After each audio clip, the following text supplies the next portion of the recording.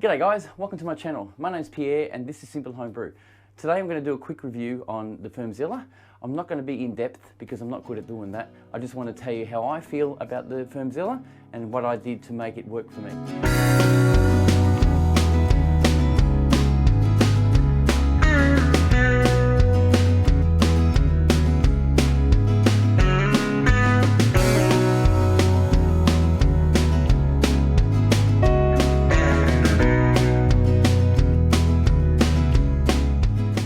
So I've been using the Fermzilla for a couple of months maybe. It's been great, it's been a brilliant little item.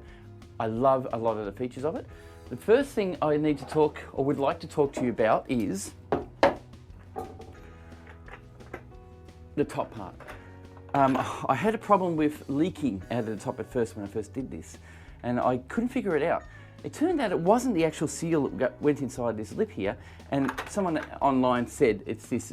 They reckon it might be too tight, which it's not. It's not tight at all. It's just nice. The problem I had was it was leaking under pressure.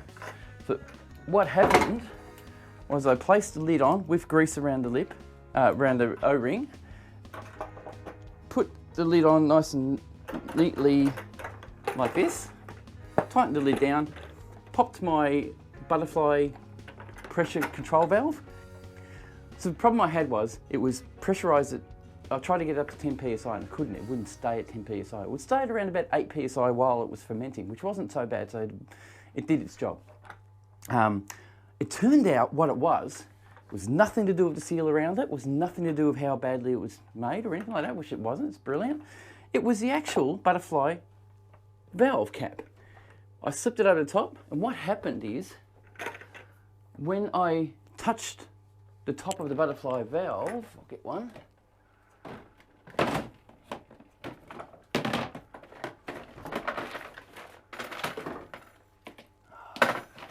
Where is it? When I touched the top of this is clicked on, just like that. What happened is, I think it wasn't sealing. I believe we had a bad seal between this and the actual valve. So when I clicked it on, as soon as you touched it, air would come out, or CO2. So that was where my leak was. There was no proper seal around this. That's what caused my leakage in this system. So it wasn't the system that was flawed, it was the valve and the X cap. I've got 7 minutes before this brew's finished. So that was one. So the biggest problem was this lid sealed. I didn't realise it did. I did a squirt test it with Stellar, which would bubble up if it had a leak. I had no bubbles.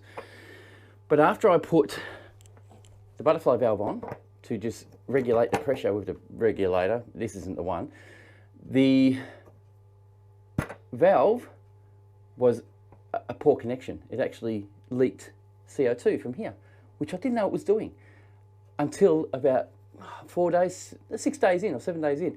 I grabbed it and went, oh, there's my problem. So that was the cause of all my problems. So I'm going to use this today. I've got a batch going in, so I'm going to try it again.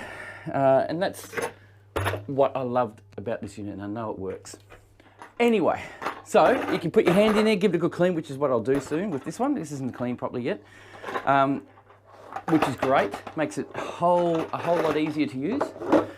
Also love this, the bottle on the bottom, the tube catcher, the tube bottle, can be used as a dry hop, but the valve is so wide in the end here that the hops go through without a problem. With the Fermzilla, it gets stuck, and which I just experienced this recently with the Fermzilla. I did a dry hop and it got stuck. You can pop a CO2 cap on here and purge it from all oxygen before dry hopping, which is really, really good without actually taking this off. So it's completely oxygen free, so it's awesome. Also, the valve is nice, a nice big valve opening, about 2.5 to 3 inches. So that's awesome too. That gives you a big opening for the dry hops, or the hops to go through, as well as the tube and any crap that comes out the bottom of it, sediment to go back into the 1 litre bottle to catch it all. One thing I don't overly like about it is this part here is very hard to remove. It would be great if we had a tool that could hold the internal part, because I tried undoing this the other day and I couldn't undo it. The problem I've got in here is a rubber seal, and behind that rubber seal, sediment gets caught. So I've got to get in there and clean all the sediment out before I start my next brew. So that is a little issue that I have. But other than that, this is a brilliant little item. I'm really happy with it. I'm about to use it today. I'm definitely going to have to clean it out because it's not finished. It's not clean. Also, a couple of other things. The stand. Compared to the Fermentosaurus, the stand on the Fermzilla is so immensely tight and strong.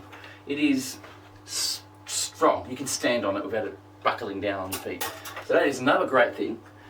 So they've done really well building this thing. And online, you have Kegland posting videos and people around who have reviewed these items and gone through the problems, gone through the trouble of working out issues and problems.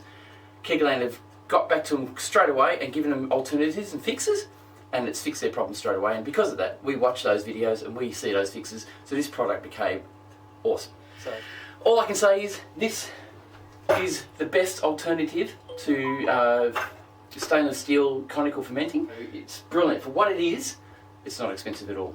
So I'm really happy with it. I'm thinking of getting a second one. The best alternative to that one is this, of course. Not as strong in the plastics. These are also rated at 35 psi, as well as 50 degrees Celsius in hot water. So it's not as bad as I thought it was. So at first I thought it was the same plastics and everything that this is made of, but I think it's actually a stronger plastic, so it can take a bit more heat. So I'm really happy about that as well. I hope you got something out of this. There is a fix for these with the seal here.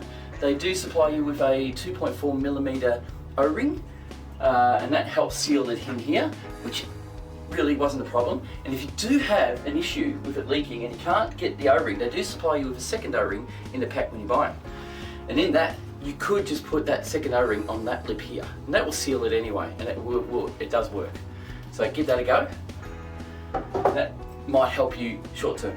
That was, like I said, that was my quick review. I would go more in depth, but there are a lot of videos out there that actually do in-depth reviews, and I haven't studied enough to do that. I just wanted to let you know I'm very happy with this. And if you are watching my channel, because you just like watching my channel, I'm only doing this video because I am excited about this Fermzilla, and I reckon it's an awesome little product. So stick around and watch, keep watching.